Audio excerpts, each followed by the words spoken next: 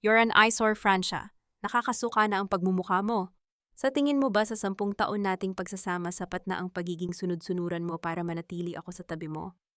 You are nothing but a ghost in this house, a pathetic shadow of the woman I used to know. Ang bawat salita ni Mateo ay tila mga laso na unti-unting pumapatay sa katahimikan ng malawak nilang sala. Nakatayo si Francia sa gitna ng silid, suot ang isang mamahaling seda na bestida na binili niya para sa espesyal na gabing ito. Sa kanyang mga kamay ay hawak niya ang isang maliit na kahon, isang regalo, isang lumang medical pin na itinago niya mula pa noong binarahan niya ang kanyang pangarap na maging doktor para lamang pagsilbihan ang lalaking ito. Inayos niya ang mesa. Nagluto siya ng paboritong beef morcon ni Mateo. Naghintay siya ng 5 oras sa dilim, umaasang sa ika-10 anibersaryo ng kanilang kasal muling babalik ang kislap sa mga mata ng asawa. Ngunit ang bumalik ay isang halimaw na amoy alak at pabango ng ibang babae. Mateo, please, anibersaryo natin ngayon. Kahit ngayon lang huwag tayong mag-away. Ang mahinang pagsamo ni Francia ang kanyang boses ay nanginginig tulad ng isang dahong malapit ng malagas. Isang mapait na tawa ang kumawala sa mga labi ni Mateo. Anniversary, I don't care about our anniversary, busy ako sa pagpapatakbo ng kumpanya.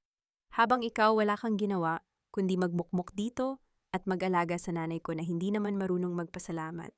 You're a burden, Francia. Isang mabigat na pasanin. Pasanin. Ang hapdi sa dibdib ni Francia ay tila apoy na kumakalat. Iniwan ko ang lahat para sa iyo, Mateo. I gave up my career, my life, my family.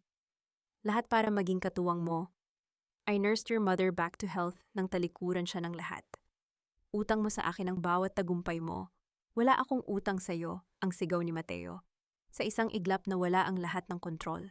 Ang galit sa kanyang mukha ay naging isang madilim na ulap. Humakbang siya ng mabilis patungo kay Francia. Sa sobrang gulat na paatras si Francia, patungo sa marangyang hagdanan ng kanilang mansyon sa Quezon City.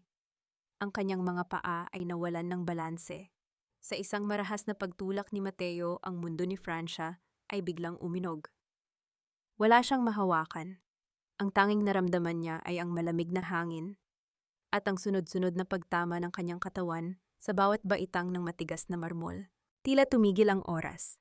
Sa bawat paglagapak narinig niya ang malulutong na tunog ng pagkabali ng kanyang mga buto, isang tunog na tila tuyong kahoy na pilit na binali. Ang huling pagtama ng kanyang balakang sa sahig ay nagdulot ng isang matinding kuryente ng sakit na hindi niya kailanman inakalang mararanasan ng isang tao. Nawalan siya ng hininga. Ang kanyang paningin ay nagsimulang magdilim at ang huling nakita niya ay ang figura ni Mateo na nakatayo sa itaas ng hagdan, walang bakas ng pagsisisi, tanging puot lamang. Mateo, tulong! Hindi ko maramdaman ang mga binti ko. Ang halos pabulong na hiling ni Francia, ang kanyang daliri, ay pilit na kumakapit sa malamig na sahig, sinusubukang abutin ang laylayan ng pantalon ng asawa. Ngunit bago pa man makasagot si Mateo, isang malamig at matalim na boses ang nanggaling sa anino ng hallway. Ano ang kaguluhang ito, Mateo? Malapit na ang mga bisita. Hindi maaaring makita ng mga Monteverde ang ganitong dumi sa gitna ng sala. Ito ay si Doña Consuelo. Nakaupo sa kanyang wheelchair, ang kanyang mukha ay parang isang estatwa ng yelo. Walang emosyon ang kanyang mga mata habang tinitingnan ng dugo ang katawan ng manugang na nag-alaga sa kanya sa loob ng 10 taon. Mama, she's making a scene. Sinasadya niyang sirain ang gabi ko. Ang depensa ni Mateo, ang kanyang boses, ay tila isang batang nagrereklamo sa halip na isang asawang nakasakit. Ayusin mo iyan, ang utos ng matanda. Itago mo siya sa bodega sa ilalim ng hagdan, ay lock mo ang pinto. Sabihin mo sa mga bisita na masama ang kanyang pakiramdam at nagpapahinga sa kwarto. Hindi dapat masira ang imahe ng susunod na vice president dahil sa isang hysterical na babae. Ang bawat salita ni Doña Consuelo ay tila mas matalim pa kaysa sa pagkakahulog ni Francia sa hagdan. Ang pagtataksil ng asawa ay masakit, ngunit ang malamig na pagtalikod ng biyenan na itinuring niyang sariling ina ay ang mitya ng kanyang tuluyang pagkawasak. Binuhat ni Mateo si Francia nang walang pag-iingat. Bawat galaw ay nagdudulot ng tila libu-libong karayom na tumutusok sa kanyang gulugod. Hindi makasigaw si Francia sa sobrang sakit. Ang kanyang boses ay nabaon sa kanyang lalamunan. Ipinasok siya sa loob ng bodega, isang maliit, madilim at maalikabok na silid na puno ng mga lumang gamit. Ibinagsak siya ni Mateo sa malamig na semento.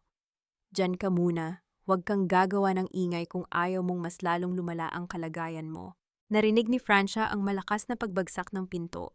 Pagkatapos ang tunog ng susi na umiikot sa kandado, 1 beses, 2 beses. Ang bawat pag-ikot ay tila sumasakal sa kanyang huling pag-asa. Sa labas ng pinto, unti-unti niyang narinig ang pagdating ng mga sasakyan. Ang tunog ng mga tawanan, ang masiglang musika, at ang pagkakalansing ng mga baso ng wine.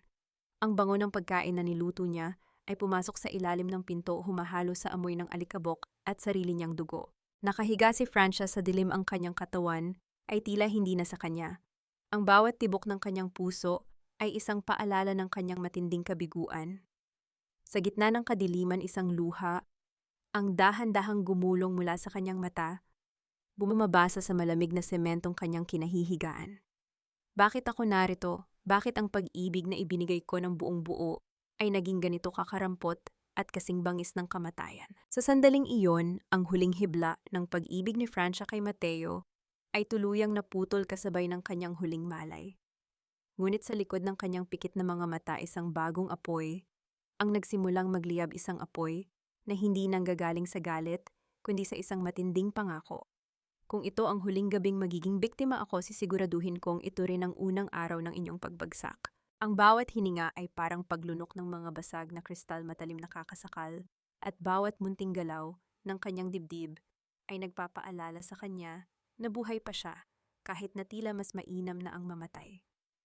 Nagising si Francia sa gitna ng isang katahimikang kasing bigat ng sementong kanyang kinahihigaan. Ang bodega ay wala ng kasing dilim kanina. May manipis na sinag ng liwanag na nagmumula sa siwang sa ilalim ng pinto. Sapat na para makita ang mga anino ng mga lumang maleta at mga kahon na tila mga bantay sa kanyang sariling libingan. Sinubukan niyang iangat ang kanyang katawan, ngunit isang hagupit ng sakit ang gumuhit mula sa kanyang balakang hanggang sa dulo ng kanyang mga daliri sa paa. Para itong isang buhay na kuryente na sumusunog sa kanyang mga ugat. Napakagatlabi siya hanggang sa malitid ang kanyang laman, pinipigilan ang isang impit na tili na baka marinig ng mga taong nasa itaas. Doon sa gitna ng kanyang pag-iisa, dahan-dahang nagbalik ang mga alaala ng nagdaang gabi, ang mga tawanan ng musika, at ang tila walang katapusang pag-ikot ng susi na nagkulong sa kanya rito. Narinig niya ang mabibigat na yabag sa labas. Hindi ito ang nag-iingat na hakbang ng isang katulong, ito ay ang palalong lakad ng lalaking nangako sa harap ng altar na mamahalin siya sa hirap at ginhawa. Bumukas ang pinto. Ang liwanag mula sa pasilyo ay tila isang sampal sa kanyang mga mata. Nakatayo doon si Mateo, maayos na ang suot, tila ba walang nangyaring krimen sa loob ng bahay na ito. Amoy kape at mamahaling sabon ang dala niya, isang malupit na paalala ng mundong ipinagkait sa kanya. "Gising ka na pala, Ayn!" Ang malamig na bungad ni Mateo. Lumapit siya at itinapon ang isang maliit na paper bag sa tabi ng ulo ni Francia. "May tinapay at tubig dyan. Kumain ka kung gusto mong mabuhay, pero huwag kang magkakamaling sumigaw." Ang lahat ng tao sa labas ay naniniwalang dinala kita sa isang pribadong sanatorium sa Tagaytay dahil sa iyong nervous breakdown. "Mateo, bakit?" ang halos pause na tanong ni Francia. Ang kanyang mga mata ay nakapako sa asawa, naghahanap ng kahit katiting na bakas ng pag-ibig na dati ay inakala niyang totoo. "I gave you 10 years. I saved your mother. And I gave you a name. I gave you this lifestyle." Ang pagputol ni Mateo, ang kanyang boses ay puno ng pagkabagot. "Masyado kang naging kampante, Francia. Inakala mong dahil ikaw ang nag-aalaga kay mama, ikaw na ang reyna ng bahay na ito. Pero tignan mo ang sarili mo ngayon. You're broken physically and mentally. Sino ang maniniwala sa isang babaeng hindi man lang makatayo sa sarili niyang mga paa?" Yumuko si Mateo, ang kanyang mukha ay ilang pulgada na lamang mula sa mukha ni Francia. "Listen to me carefully, sign the papers later. Give up your rights to the Monteverde shares, and maybe just maybe I'll consider bringing a real doctor here. Kapag hindi mabubulok ka rito hanggang sa makalimutan ng mundo na nag-exist ka." Tumayo siya at walang pasabing lumabas, muling ipininid ang pinto. Ang tunog ng trangka ay tila isang hatol ng kamatayan. Lumipas ang ilang oras na tila mga taon. Ang tanging kasama ni Francia ay ang kanyang sariling paghinga at ang lamig ng sahig. Ngunit sa gitna ng kanyang kawalang pag-asa, isang mahinang kaluskos ang narinig niya sa gilid ng bodega sa may maliit na bintanang hinarangan ng mga tabla. Ma'am, Ma'am Francia? Ang isang paus at nanginginig na bulong. Nanlaki ang mga mata ni Francia. Yaya Loring. Isang maliit na kamay ang sumingit sa siwang ng mga tabla. May hawak itong isang baso ng gatas at ilang piraso ng gamot na binalot sa tissue. Ma'am, pasensya na po. Kinuha ko po ito sa medicine cabinet ni Doña Consuelo habang natutulog sila. Alam ko po ang sakit na nararamdaman ninyo. Sa kabila ng matinding hapdi ng kanyang katawan, nakaramdam si Francia ng isang mainit na bugso ng emotion. Ito ang golden moment sa gitna ng kanyang impyerno. Isang patunay na may isa pang kaluluwang hindi pa tuluyang nilamon ng kasamaan ng mga Monteverde. Yaya, ang phone ko, nasa ilalim ng lumang aparador sa dulo ng pasilyo. Itinago ko bago niya ako binuhat. Ang pabulong na bilin ni Francia ang bawat salita ay may kasamang pag-ungol ng sakit. Hahanapin ko po, ma'am, pangako, hindi ko kayo pababayaan. Ang sagot ng matanda bago mabilis na nawala ang kanyang anino. Naiwang mag-isa si Francia muling binalot ng katahimikan. Ngunit sa pagkakataong ito, hindi na siya basta na lamang nakahiga. Gamit ang kanyang mga siko, dahan-dahan niyang kinaladkad ang kanyang duguang katawan patungo sa direksyon kung saan nahulog ang paper bag na itinapon ni Mateo. Ang bawat sentimetro ng pag-usad ay tila isang pakikipagbuno sa kamatayan. Nang maabot niya ang paper bag, hindi pagkain ang una niyang hinanap. Napansin niyang may nalaglag na isang maliit na piraso ng papel mula sa bulsa ni Mateo kanina, isang resibo o marahil ay isang tala. Pinilit niyang abutin ito sa ilalim ng malamig na liwanag ng siwang ng pinto. Ang kanyang puso ay tila tumigil sa pagtibok nang mabasa ang nakasulat sa likod ng papel, isang sulat kamay na kilalang-kilala niya, ang sulat ni Doña Consuelo para kay Mateo. Siguraduhin mong hindi na siya makakalabas ng buhay. Ang lupa sa Cavite ay nakahanda na. Walang dapat makaalam na ang biktima ay hindi kailanman nakarating sa Tagaytay. Ang panginginig ng mga kamay ni Francia ay hindi na dahil sa sakit ng kanyang mga buto, kundi dahil sa isang katotohanang mas malamig pa sa kamatayan. Hindi lang siya ikukulong. Pinaplano na nila ang kanyang libing habang humihinga pa siya. Bawat luhang pumapatak ay sayang sa lakas na kailangan ko para mabuhay. Ito ang mantra na paulit-ulit na binibigkas ni Francia sa kanyang isipan habang nakatitig sa madilim na kisame ng bodega.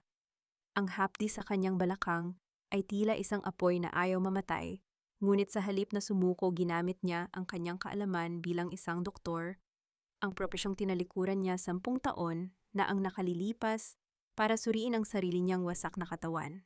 Sa kanyang isip, hindi na siya ang asawang biktima, siya na ang sarili niyang pasyente. Dahan-dahan gamit ang nanginginig na mga kamay, kinaladkad ni Francia ang kanyang sarili patungo sa mga lumang balikbayan box na nakatambak sa sulok. Ang bawat pag-usad ay nagdudulot ng isang matinding pag-atungal ng sakit sa kanyang mga buto, ngunit hindi siya tumigil hanggang sa maabot niya ang mga ito. Kinuha niya ang mga lumang kumot at mga damit na hindi na ginagamit at itinupi ang mga ito ng makapal para magsilbing suporta sa kanyang balakang. Kailangan kong i-immobilize ang fracture ko. Kung hindi, baka tuluyan na akong hindi makalakad ang bulong niya sa sarili. Gamit ang isang piraso ng matigas na karton at mga punit na tela, dahan-dahan niyang itinali ang kanyang binti para hindi ito gumalaw. Ang pawis ay bumubuhos sa kanyang mukha, humahalo sa alikabok, ngunit ang kanyang mga mata ay nananatiling matalim at puno ng determinasyon. Sa gitna ng kanyang paghihirap, muling narinig ang mahinang pagkatok sa gilid ng pader. Pagkatapos ng ilang sandali, isang maliit na bagay ang isinisingit sa ilalim ng pinto, ang kanyang smartphone. Ma'am Francia, nakuha ko na po. Itinago ko po sa loob ng basahan. Ang pabulong na boses ni Yaya Loring na tila isang anghel sa gitna ng impyerno. Nang mahawakan ni Francia ang malamig na screen ng telepono, naramdaman niya ang unang tunay na pagkakataon para lumaban. Hindi alam ni Mateo, ngunit 3 taon na ang nakalilipas nang magsimula siyang makaramdam ng pagbabago sa asawa. Lihim siyang nagpalagay ng mga microcamera sa iba't ibang sulok ng mansyon, sa sala, sa opisina ni Mateo, at maging sa kanilang silid tulugan. Ito ang kanyang golden moment, ang sandali kung saan ang kanyang takot ay napalitan ng isang malamig at kalkuladong plano. Binuksan niya ang isang nakatagong app. Ang screen ay nagliwanag, nagpapakita ng malilinaw na imahe mula sa labas ng bodega. Nakita niya ang karangyaan ng sala, na tila walang bakas ng dugo ang katahimikan ng hallway at ang pagpasok ni Doña Consuelo sa opisina ni Mateo. Ngunit ang pinakamasakit na bahagi ay nang ilipat niya ang camera sa kanilang dating silid-tulugan. Doon sa kama kung saan sila dati nangangarap ng isang pamilya, nakita niya si Mateo. Hindi siya nag-iisa. Kasama niya si Clara, ang kanyang sekretarya, na palaging nakangiti ng matamis kay Francia tuwing bumibisita ito sa kumpanya. Nakikita ni Francia ang bawat haplos ni Mateo, sa buhok ni Clara ang paraan ng pagtawa nila habang iniinom ang wine na regalo sana ni Francia para sa kanilang anibersaryo. Poor Francia! Ang narinig niyang sabi ni Clara sa speaker ng phone. Ang boses nito ay puno ng pangungutya. Hindi ba siya nagtataka kung bakit ang dulas ng hagdan niyo kagabi? Sabi ko naman sa iyo, Mateo, kailangan mo na siyang tanggalin sa buhay natin. Nanigas ang buong katawan ni Francia. Ang bawat salitang binitawan ni Clara ay tila isang bagong sugat na mas malalim pa sa pagkaka-fracture ng kanyang mga buto. Hindi lang ito isang aksidente. Hindi lang ito bugso ng galit. Pinagplanuhan nila ang pagbagsak niya. Pinanood niya sa screen kung paano itapon ni Mateo ang kanyang mga gamit sa isang basurahan, na tila ba dumi lamang siya na kailangang linisin. Ang kanyang puso ay kumikirot sa bawat tawa ng dalawa, ngunit sa halip na umiyak, hinigpitan ni Francia ang pagkakahawak sa kanyang telepono. Ang kanyang mga mata na dati ay puno ng pag-ibig ay naging kasing lamig na ng sementong kanyang kinahihigaan. Magsaya kayo! Ang bulong ni Francia, sa dilim ang kanyang boses ay may kasamang kakaibang pait at kapangyarihan. Lasapin niyo ang bawat sandali ng inyong tagumpay.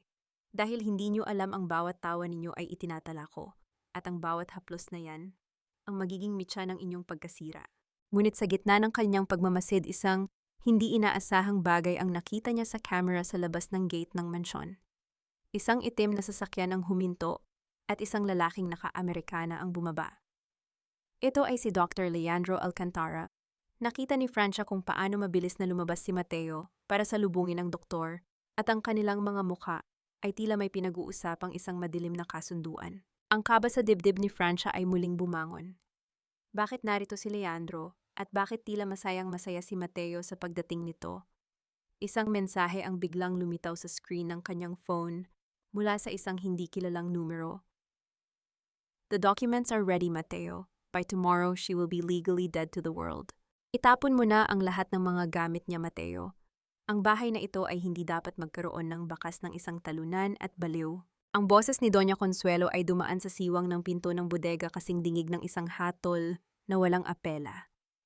Sa loob ng madilim na silid, nakahiga si Francia. Sa kanyang manipis na sapin ang kanyang mga daliri ay mahigpit na nakahawak sa kanyang smartphone. Ang mga salitang narinig niya ay hindi na bago, ngunit ang bawat pag-ulit nito ay tila isang bagong latay sa kanyang nagdurugong puso. 10 taon niyang inalagaan ang matandang ito, binuhat sa banyo, pinakain, at kinausap sa gitna ng gabi, ngunit ngayon ang turing sa kanya ay isang basurang kailangang iligpit bago pa mag-amoy. Isang mahinang kaluskos sa labas ng pinto ang nagpabaling sa kanyang atensyon. Ang tunog ng dahan-dahang pag-ikot ng trangka ay nagpatibok ng mabilis sa kanyang puso. Hindi ito ang marahas na pagbukas ni Mateo.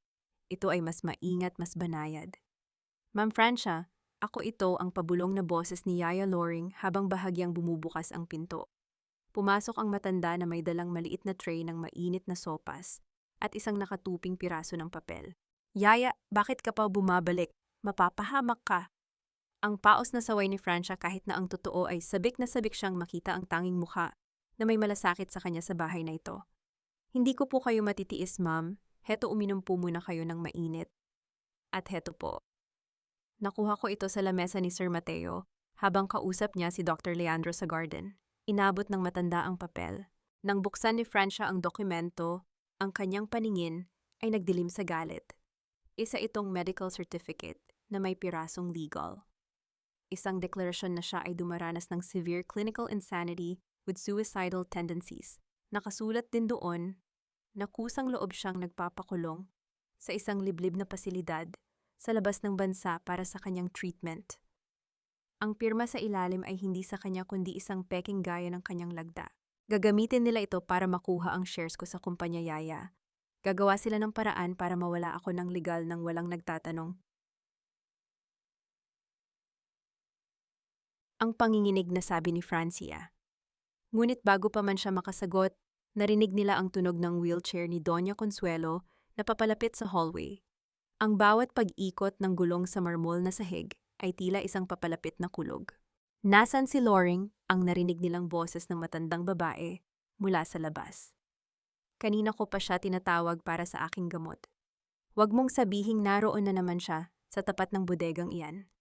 Mabilis na itinago ni Francia ang dokumento sa ilalim ng kanyang kumot at hinawakan ang kamay ni Yaya Loring. Umalis ka na, Yaya. Takbo. Ma'am, heto po. Huwag po kayong mawawalan ng pag-asa. Ang mabilis na bulong ni Yaya Loring habang inilalagay sa palad ni Francia ang isang maliit na rosaryo na gawa sa kahoy. Ito ay luma at kupas na ngunit sa sandaling iyon, tila ito ang pinakamahalagang kayamanan sa mundo para kay Francia. Ito ang kanyang golden moment, isang maliit na simbolo ng pananampalataya sa gitna ng isang bahay na puno ng mga demonyo. Mabilis na lumabas si Yaya Loring at isinara ang pinto saktong pagliko ni Doña Consuelo sa kanto ng pasilyo. Mula sa loob, pinakinggan ni Francia ang bawat salita ng kanyang biyenan. Anong ginagawa mo rito, Loring? Bakit tila galing ka sa pinto ng bodegang iyan? Ma'am, tinitignan ko lang po kung maayos ang trangka. Baka po lumabas si Ma'am Francia at magwala ang nauutal na pagsisinungaling ni Yaya Loring. Isang matunog na sampal ang bumasag sa katahimikan ng hallway. Narinig ni Francia ang impit na daing ni Yaya Loring at ang tunog ng pagbagsak nito sa sahig.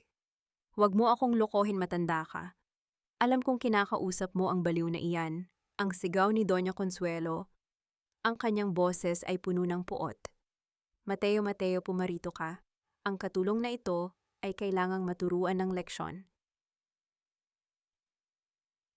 Napasabunot si Francia sa kanyang sariling buhok habang nakikinig sa nangyayari sa labas. Ang kanyang puso ay nadudurog para sa matandang babaeng nagmamalasakit sa kanya. Gusto niyang sumigaw, gusto niyang sipain ang pinto at iligtas si Yaya Loring, ngunit ang kanyang balakang ay tila nakapako sa semento. Ang kanyang kawalan ng kapangyarihan ay mas masakit pa kaysa sa anumang bali ng buto. Narinig niya ang mabibigat na hakbang ni Mateo na papalapit. Pagkatapos ay ang marahas na pagkaladkad kay Yaya Loring palayo sa pinto. Sabi ko sa iyo, Yaya, huwag kang makikialam dito. Ang malamig na boses ni Mateo. Dahil sa ginawa mo, hindi lang si Francia ang magdurusa. Isasama kita sa listahan ng mga taong dapat nang mawala sa bahay na ito. Katahimikan ang sumunod. Isang nakakabinging katahimikan na tila nagbabadya ng isang mas malaking bagyo. Nang muling bumalik ang katahimikan, dahan-dahang itinaas ni Francia ang kanyang smartphone. Kanina bago pa man pumasok si Yaya Loring na setup na niya ang voice recorder. Ang bawat salitang binitawan ni Doña Consuelo, ang bawat banta ni Mateo, at maging ang tunog ng sampal ay naitatala na sa kanyang cloud storage. Ngunit ang kanyang kamay ay napatigil nang makita ang isang bagong notification sa kanyang screen. Isang live feed mula sa camera sa opisina ni Mateo. Nakita niya si Mateo na may hawak na isang maliit na bote ng gamot. Isang gamot na pamilyar kay Francia bilang isang doktor. Isang gamot na kapag hinalo sa pagkain ay unti-unting magpapatigil sa tibok ng puso nang hindi napapansin sa isang ordinaryong autopsy. Buksan mo ang pinto ng bodega, Mateo. Ang utos ni Doña Consuelo sa screen, ang kanyang mga mata ay nanlilisik. Tapusin na natin ito ngayong gabi. Hindi na natin kailangang maghintay ng pasilidad sa ibang bansa. Narinig ni Francia ang susi na pumasok sa kandado ng kanyang pinto. Ang tunog ng metal na nagkiskisan ay tila isang huling hudyat ng kamatayan.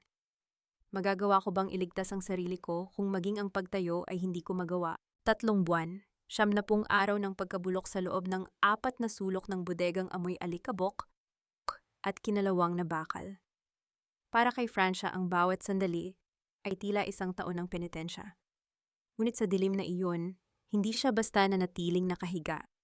Sa tuwing natutulog ang buong mansyon, sa tulong ng mga kahoy na nakuha niya sa paligid at ang kanyang kaalaman sa anatomiya, dahan-dahan niyang binubuo ang kanyang sarili.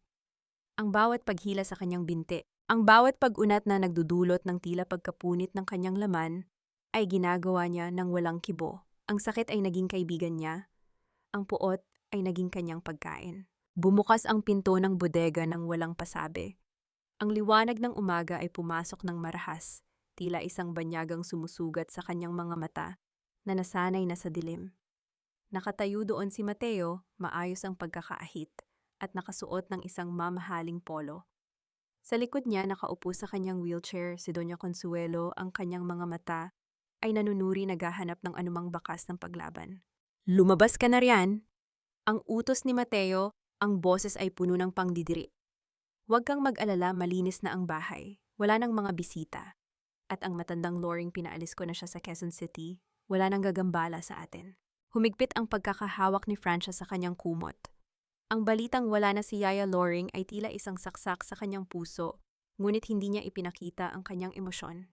Dahan-dahan sa paraang tila hirap na hirap kinaladkad niya ang kanyang katawan palabas. Ang kanyang balat ay maputla, ang kanyang mga mata ay tila wala ng buhay, at ang kanyang buhok ay gulo-gulo. Ito ang Martyr Act na 3 buwan niyang pinag-ensayuhan. Mateo, Mama, patawarin niyo ako, ang pabulong na pagsamo ni Francia habang nakayuko sa paanan ng wheelchair ng matanda. Ang kanyang boses ay tila isang tuyong dahon na hinahangin.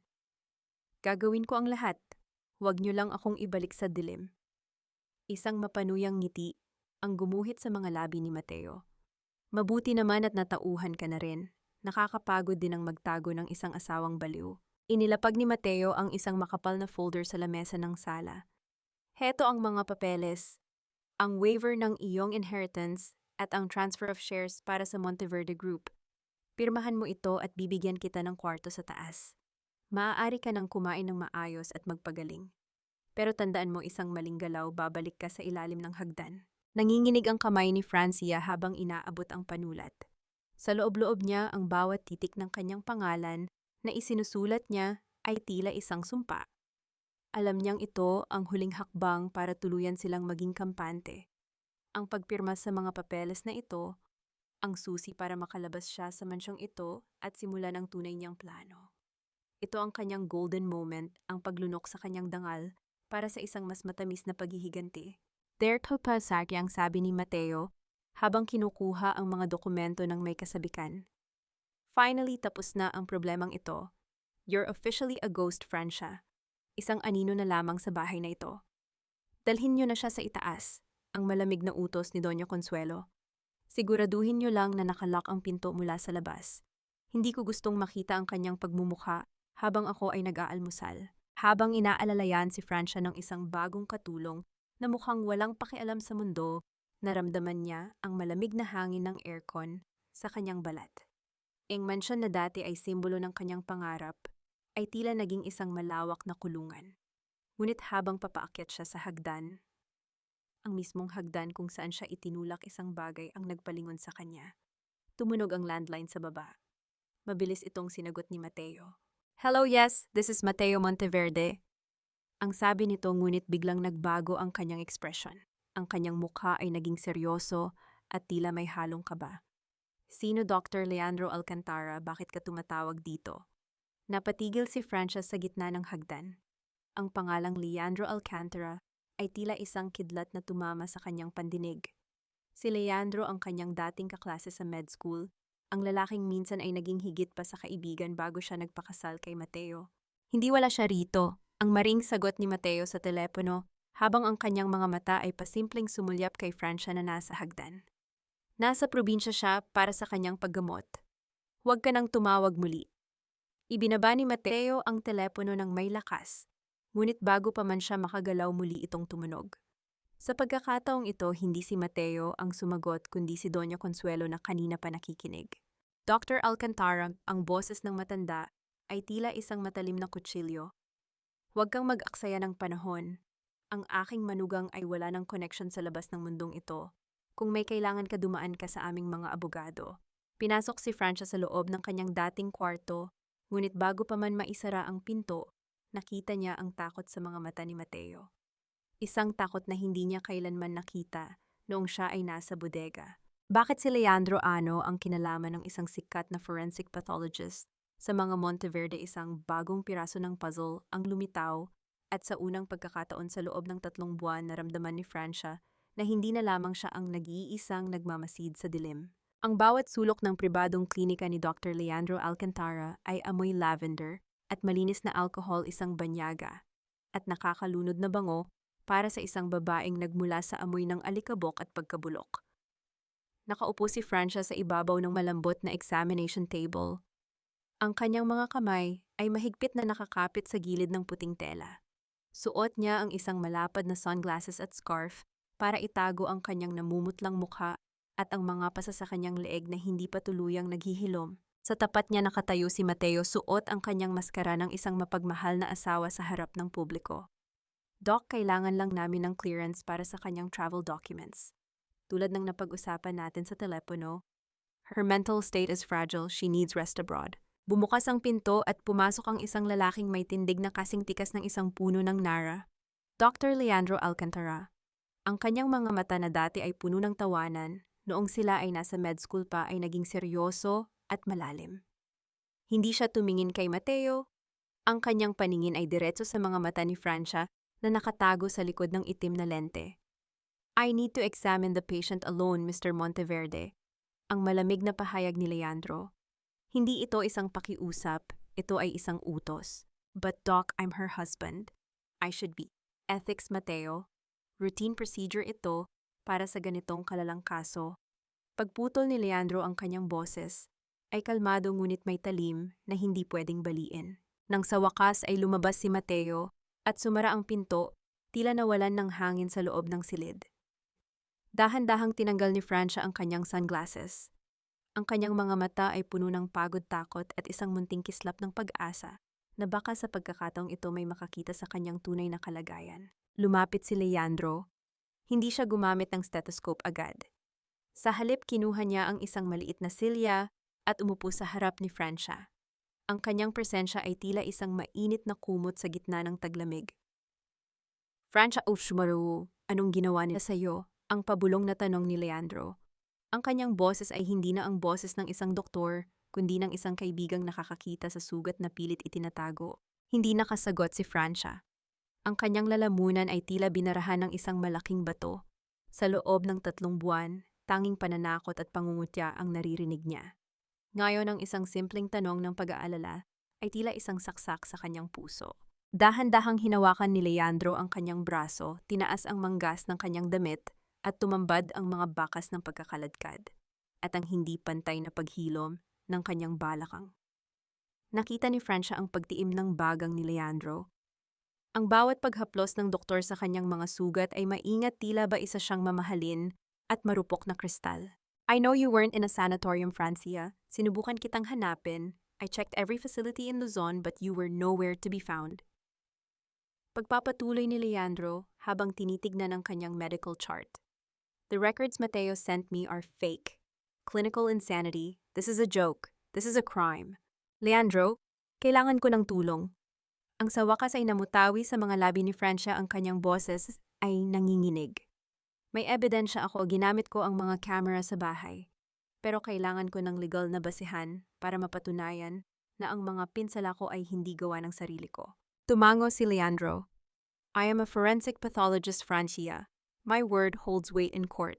I can provide the forensic evaluation you need. I will document every scar, every broken bone, and every lie they've told. Hinding-hindi kita papabayaan.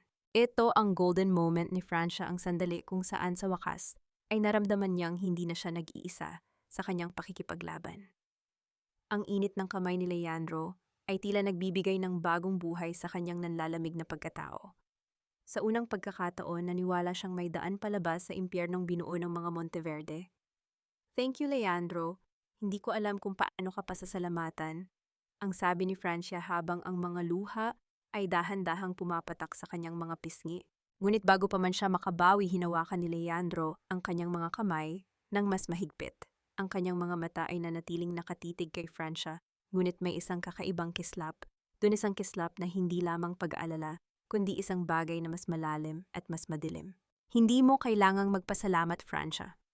Ang sabi ni Leandro, ang kanyang boses ay naging mas malalim. Gagawin ko ang lahat para sa iyo. Pero tandaan mo, kapag nagsimula na tayo, wala nang balikan. You will belong to my protection now. Only mine. Ang paraan ng pagpisil ni Leandro sa kanyang kamay ay tumagal ng ilang segundo na tila ba ayaw na niyang bitawan ito. Isang kakaibang kilabot ang dumaan sa gulugod ni Francia. Sa kabila ng kaligtasang inaalok ng doktor, may isang maliit na tinig sa likod ng kanyang isipan na nagtatanong, ang lalaking ito ba ang kanyang magiging tagapagligtas? O isa lamang bagong uri ng kulungan na may mas magandang maskara? Nabalik lamang ang kanyang diwa nang marinig ang marahas na pagkatok ni Mateo sa pinto. Doc, tapos na ba? We have a flight to catch. Mabilis na binitawan ni Leandro ang kamay ni Francia at ibinalik ang kanyang profesional na mukha. Ngunit bago pumasok si Mateo, isang huling bulong ang iniwan ni Leandro na nagpabago sa tibok ng puso ni Francia. Keep your phone active tonight, Francia. I have something to show you about Mateo's finances that even you don't know yet, Embamtampahan. You look too happy for a woman who just came from a medical checkup, Francia. May lihim ba kayong pinag-uusapan ni Leandro na hindi ko alam? Ang boses ni Mateo ay kasing talim ng isang labaha habang nakasandal siya sa hamba ng pinto ng kanilang silid-tulugan. Kagagaling lang nila sa klinika ni Leandro, at kahit napilit na itinatago ni Francia ang kanyang emosyon, ang kislap ng pag-asa sa kanyang mga mata ay tila isang malaking insulto para sa asawang sanay na makita siyang wasak. Nakatayo si Francia sa harap ng salamin, dahan-dahang tinatanggal ang kanyang scarf. Ang bawat galaw niya ay maingat iniinda ang kirot sa kanyang balakang, na tila isang palaging paalala ng kalupitan ni Mateo. Wala kaming pinag-uusapan, Mateo. Sinabi lang niya na kailangan ko ng physical therapy kung gusto nating maging kapanipaniwala ang pag-alis ko papuntang abroad. Isn't that what you want? Ang magmukhang maayos ako bago mo ako itapon. Humakbang si Mateo, papalapit ang kanyang mga mata, ay naniningkit sa selos. Isang selos na hindi nanggagaling sa pag-ibig, kundi sa pag-aring tila unti-unting nakakawala sa kanyang mga kamay. Hinawakan niya ng marahas ang baba ni Francia, pilit na inihaharap ang mukha nito sa kanya. Don't play games with me. Nakita ko kung paano kanya tignan. At nakita ko kung paano mo hinawakan ang kamay niya. Tandaan mo, Francia, asawa mo pa rin ako. Legal mo akong pag-aari hanggat hindi ko sinasabing tapos na tayo. Legal. Isang mapait na ngiti ang sumilay sa mga labi ni Francia, kahit na nanginginig ang kanyang katawan sa takot. Legal din ba ang pagtulak sa akin sa hagdan? Legal din ba ang pagkukulong sa akin sa bodega? You talk about legality as if you haven't broken every law of God and man. Isang marahas na pagbitiw ang ginawa ni Mateo na naging sanhi ng bahagyang pagkawala ng balanse ni Francia. Huwag mong susubukan ang pasensya ko. Magpahinga ka na. Bukas magsisimula ang therapy mo rito sa bahay. At sisiguraduhin kong ako ang magbabantay sa bawat galaw mo. Nang makaalis si Mateo, naiwan si Francia na nakahawak sa gilid ng mesa. Ang kanyang puso ay tuminitibok ng mabilis, ngunit sa halip na maiyak kinuha niya ang kanyang smartphone mula sa isang nakatagong bulsa ng kanyang bestida. May isang notification doon, isang encrypted file mula kay Leandro. Binuksan niya ito. Hindi ito mga medical records. Ito ay mga screenshot ng mga bank transfers ni Mateo patungo sa isang offshore account sa Cayman Islands. May mga dokumento rin doon na nagpapakita na ang kumpanya ng mga Monteverde ay unti-unti nang binubutas ni Mateo mula sa loob para pondohan ang kanyang sariling mga bisyo at ang marangyang buhay ni Clara. He's stealing from his own mother. Ang bulong ni Francia, ang kanyang mga mata ay nanlalaki sa bawat numerong nakikita. Ngunit ang mas nakakabahala ay ang mensaheng kasama ng mga file. This is just the tip of the iceberg, Francia. I can help you freeze these accounts. I can make sure Mateo loses everything before he even realizes you're fighting back. Just trust me. Only me. Isang golden moment ang namuo sa isipan ni Francia. Tumingin siya sa kanyang reflection sa salamin. Hindi na niya nakikita ang basag na babaeng gumagapang sa bodega. Ang nakikita niya ay ang batang doktor na pangarap niyang maging matalino, matapang at may kakayahang mag-opera sa gitna ng krisis. Inayos niya ang kanyang buhok at sa unang pagkakataon, ang kanyang likod ay naging tuwid kahit na ang sakit ay tila pilit siyang ibinababa. Kinabukasan nagsimula ang tinatawag na therapy. Dinala ni Mateo si Francia sa garden malayo sa pandinig ng mga katulong. Pilit niyang pinaglalakad si Francia nang walang saklay pinapanood ang bawat hirap at bawat pag-ungol ng asawa sa sakit. Lakad, Francia. Sabi ni Leandro, kailangan mong pilitin, ang sigaw ni Mateo, habang nakaupo ng komportable sa isang silya, may hawak na baso ng kape. Habang naglalakad si Francia, nararamdaman niya ang bawat buto sa kanyang balakang na tila nagkikiskisan. Ang bawat hakbang ay isang sakripisyo, ngunit sa bawat pagbagsak niya sa damo, muli siyang bumabangon. Hindi dahil sinusunod niya si Mateo, kundi dahil kailangan niyang mabawi ang lakas ng kanyang mga binti para sa araw ng kanyang pagtakas. Biglang tumunog ang gate.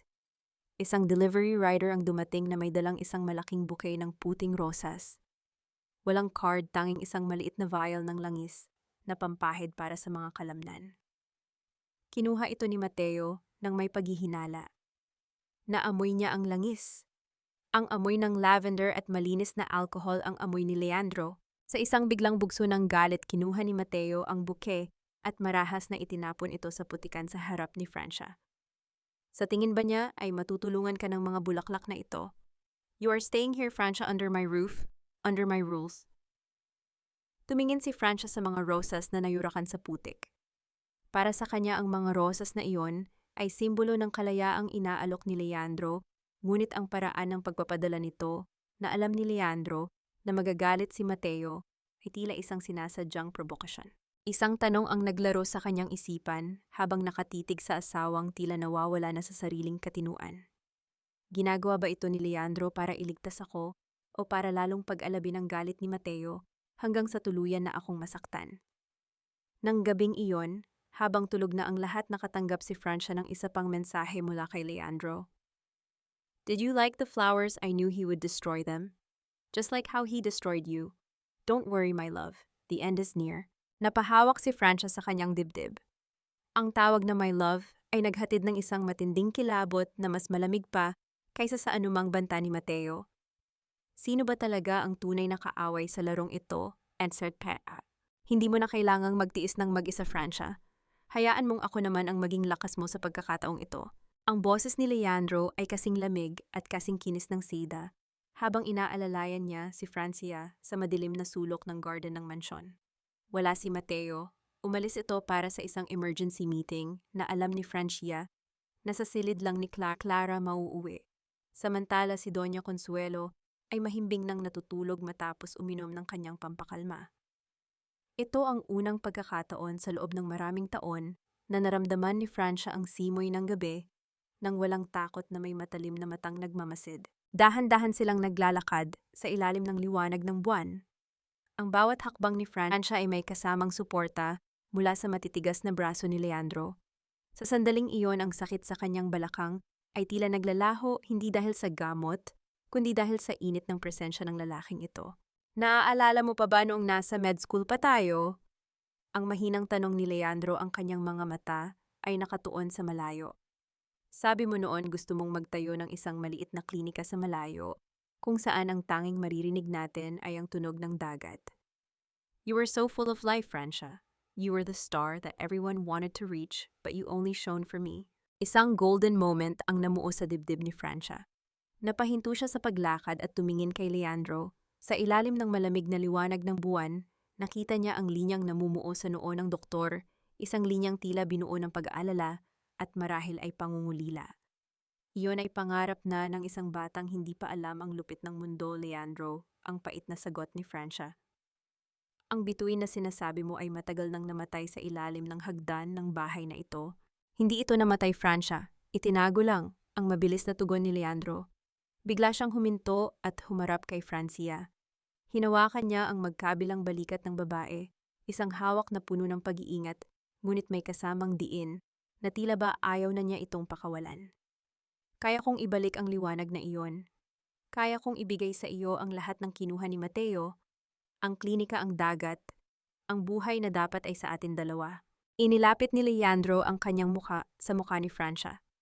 Nararamdaman ni Francia ang mainit na hininga ng lalaki sa kanyang pisngi, isang pakiramdam na matagal na niyang kinalimutan. Mayroong kilig na gumapang sa kanyang katawan, isang pakiramdam ng pagiging mahalaga, ng pagiging isang babaeng karapat-dapat kalingain. Sa loob ng ilang segundo, ipinikit ni Francia ang kanyang mga mata, Hinahayaang ang bango ng lavender ni Leandro ang maging tanging realidad niya. Dahan-dahang idinampi ni Leandro ang kanyang noo sa noo ni Francia. Isang napaka-romantiko at tahimik na sandali na tila huminto ang mundo para sa kanilang dalawa. Just trust me, Francia. Once we expose Mateo, I will take you away from this graveyard. Magiging akin ka na at hinding-hindi na kita hahayaang masaktan pa. Ngunit sa gitna ng matamis na sandaling iyon, ang kamay ni Francia na nakasandal sa dibdib ni Leandro ay nakaramdam ng isang matigas na bagay sa loob ng bulsa ng coat ng doktor. Isang maliit na envelope. Nang dahan-dahang kumalas si Leandro para kumuha ng gamot sa kanyang bag mabilis at maingat na kinuha ni Francia ang pagkakataon. Nang mahulog ang atensyon ni Leandro sa kanyang gamit, pasimpleng sinilip ni Francia ang laman ng envelope na bahagyang nakalabas sa bulsa. Ang kanyang puso ay tila tumigil sa pagtibok.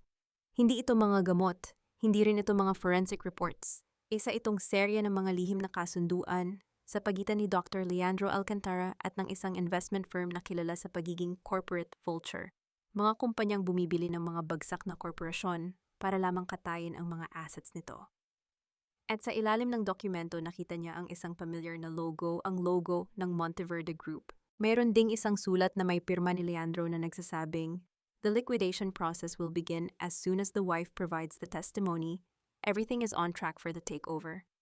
Nanigas ang buong katawan ni Francia. Ang init na naramdaman niya kanina ay biglang naging yelo. Ang mga salita ni Leandro tungkol sa pagliligtas sa kanya ay tila mga asukal na ibinalot sa isang laso na patalim. "Francia, okay ka lang, namumutla ka." Ang nag-aalalang tanong ni Leandro habang hinahawakan ang kanyang siko. Pinilit ni Francia na ngumiti kahit na ang kanyang buong pagkatao ay nanginginig sa takot at pagkabigo. "Napagod lang siguro ako sa therapy, Leandro. Kailangan ko nang pumasok sa loob bago pa ako hanapin ni Mateo." "Sige, magpahinga ka na. Remember what I told you." Ang bulong ni Leandro bago siya hinalikan nang magaan sa noo, isang halik na ngayon ay tila isang tatak ng pagmamay-ari kaysa sa pagmamahal. Habang paika-ikang naglalakad si Francia pabalik sa mansyon, ang bawat hakbang niya ay tila may kasamang tinik. Pagpasok niya sa kanyang silid, mabilis niyang binuksan ang kanyang smartphone para tignan ang background ng investment firm na nakita niya sa dokumento ni Leandro. Doon niya natuklasan ang pinakamasakit na katotohanan. Ang investment firm na yon ay pagmamay-ari ng pamilya Alcantara. Napatakip si Francia ng kanyang bibig para pigilan ang isang malakas na hikbi. Hindi lang si Mateo ang traidor. Si Leandro, ang lalaking inakala niyang kanyang huling pag-asa, ay matagal na palang naghihintay sa anino, hindi para iligtas siya, kundi para gamitin ang kanyang pait upang makuha ang huling natitirang kayamanan ng mga Monteverde. Nabalik lamang ang kanyang diwa nang marinig ang tunog ng isang sasakyang pumasok sa gate. Si Mateo. Ngunit sa pagkakataong ito, hindi lang galit ang nararamdaman ni Francia. Habang nakatingin siya sa dalawang pangalan sa kanyang isip, Mateo at Leandro, isang malamig na determination ang bumalot sa kanya. "Pare-pareho lang kayong lahat." Ang bulong niya sa dilim habang hinihigpitan ang pagkakahawak sa kanyang medical pin. "Akala niyo ba ay isa lamang akong tropeyo na maaari niyong pag-agawan at paghati-hatian? Akala niyo ba ay mananatili akong biktima hanggang sa huli?" Dahan-dahan niyang inilabas ang isang maliit na notebook kung saan nakatala ang lahat ng passwords ng computer ni Mateo. Ngayong gabi, hindi lang si Mateo ang babagsak. Ngayong gabi, sisiguraduhin ni Francia na maging ang tagapagligtas niya ay makakatikim ng lupit ng isang babaeng wala na ring natitirang tiwala. "Magpasalamat ka, Francia. Sa huli, ako lang ang may hawak ng kalayaan mo. Huwag mong kakalimutan na kung wala ako, nabubulok ka pa rin sa bodegang iyon." Ang boses ni Leandro ay hindi na ang malambing na bulong na narinig ni Francia kagabi sa ilalim ng buwan. Ngayon, sa loob ng kanyang opisina na puno ng mga babasaging gamit at matatayog na libro, ang boses niya ay kasing dingig ng isang Panginoong naniningil ng utang. Nakatayo siya sa harap ng malaking bintana, nakatalikod kay Francia habang pinaglalaruan ang isang mamahalin at matulis na letter opener. Nakatayo si Francia sa gitna ng silid, ang kanyang mga kamay ay nanginginig habang hawak ang kopya ng dokumentong nakuha niya kagabi. Ang lamig ng aircon sa silid ay tila tumatagos hanggang sa kanyang mga buto, ngunit ang mas matinding ginaw ay nanggagaling sa katotohanang nasa harap niya. "Kalayaan yang pait na tanong ni Francia ang kanyang boses.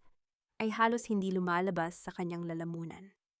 Ang tawag mo ba rito ay kalayaan, Leandro? Ang gamitin ng mga ebidensya ng paghihirap ko para manipulahin ang stocks ng kumpanya. You're not saving me.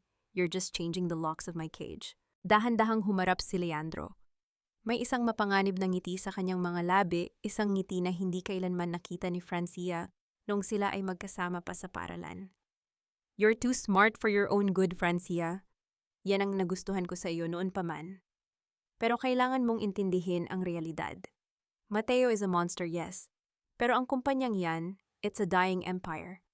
I'm just making sure na kapag bumagsak ito, mapupunta ang mga piraso nito sa tamang kamay. Sa mga kamay ko. At sa iyo kung mananatili kang masunurin. Lumapit si Leandro at hinawakan ang baba ni Francia, pilit itong inihaharap sa kanya. Ang kanyang hawak ay hindi na malumanay. May diin ito na tila ba isang babala. Ang forensic report na hawak ko, maaari itong magbago sa isang kislap ng mata. Maaari kong sabihin na ang mga sugat mo ay self-inflicted dahil sa iyong mental instability. Like, kung maaari kitang gawing accomplice ni Mateo sa lahat ng embezzlement na ginawa niya. In the eyes of the law, Francia, you are either a victim under my protection or a criminal with Mateo. Ikaw ang pumili. Isang matinding bugso ng pagsusuka ang naramdaman ni Francia sa kanyang sikmura. Ang kanyang ay tila isang ibon na pilit kumakawala sa kanyang dibdib. Ang bawat salita ni Leandro ay tila isang saksak sa kanyang kaluluwa. Ito ang ikalawang hagupit, ang mas masakit na katotohanan na ang kanyang huling pag-asa ay isa rin palang lason. You're just like him. Ang bulong ni Francia, ang kanyang mga mata, ay nanunuyo sa tindi ng sakit.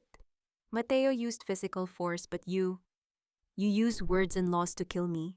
Wala kayong pagkakaiba. Isang marahas na tunog ng pagbagsak ng letter opener sa lamesa ang bumasag sa katahimikan. Huwag mo akong itulad sa lalaking yon. Ang sigaw ni Leandro, ang kanyang mukha ay namumula sa galit. I am doing this for us.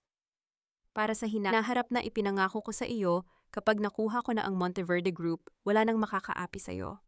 Magiging reyna ka, Francia. Pero kailangan mong pirmahan ang statement na ito. Isang statement na nagsasabing alam mo ang lahat ng illegal na transaction ni Mateo at ako ang tanging tumulong sa iyo para ilantad ito. Tumingin si Francia sa dokumentong inilatag ni Leandro sa mesa. Alam niya ang ibig sabihin nito. Kapag pinirmahan niya ito, magiging alipin siya ni Leandro habang buhay. Magiging hawak nito ang kanyang leeg sa bawat segundo ng kanyang buhay. Isang golden moment ang dumaan sa kanyang isipan. Naalala niya ang kanyang unang araw sa med school, ang puting coat na suot niya ang stethoscope na nakasabit sa kanyang leeg, at ang panunumpa niya na gagamit siya ng agham para magligtas ng buhay. Sa sandaling iyon, tila narinig niya ang sarili niyang tinig mula sa nakaraan. Ang isang doktor ay hindi sumusuko sa sakit. Ginagamot niya ito. Nabalik ang kanyang diwa nang marinig ang tunog ng pagbukas ng pinto. Pumasok ang assistant ni Leandro, may dalang isang itim na envelope. Doc, tumatawag si Mateo Monteverde. He's looking for his wife. Mukhang nalaman na niya na wala siya sa mansyon. Tumingin si Leandro kay Francia nang may mapanghamong tingin. Decide now, Francia. If I answer this call and tell him where you are without my protection, alam mo kung anong mangyayari sa iyo pag uwi mo. Mateo is desperate. And a desperate monster is more dangerous than ever. Hinigpitan ni Francia ang pagkakahawak sa kanyang bag kung saan nakatago ang kanyang smartphone na patuloy na nagre-record ng lahat ng usapan nila. Ang kanyang balakang ay muling kumirot, isang matalim na paalala ng kanyang kahinaan. Ngunit sa pagkakataong ito, ang sakit ay naging gatong sa kanyang nagliliyab na determinasyon. Sige, Leandro, ang mahinang sabi ni Francia habang inaabot ang panulat. Pipirmahan ko ito, pero siguraduhin mo na ang lahat ng ebidensya laban kay Mateo ay mailalabas natin bukas sa board meeting. Ayaw kong may matira kahit isang bakas niya sa buhay ko. Isang matagumpay na ngiti ang gumuhit sa mukha ni Leandro habang pinapanood niyang ilapat ni Francia ang panulat sa papel. That's my girl, I knew you would see reason. Ngunit habang isinusulat ni Francia ang kanyang pangalan, may isang bagay na hindi napansin ni Leandro. Sa halip na ang kanyang karaniwang lagda, ginamit ni Francia ang isang lumang kodigo.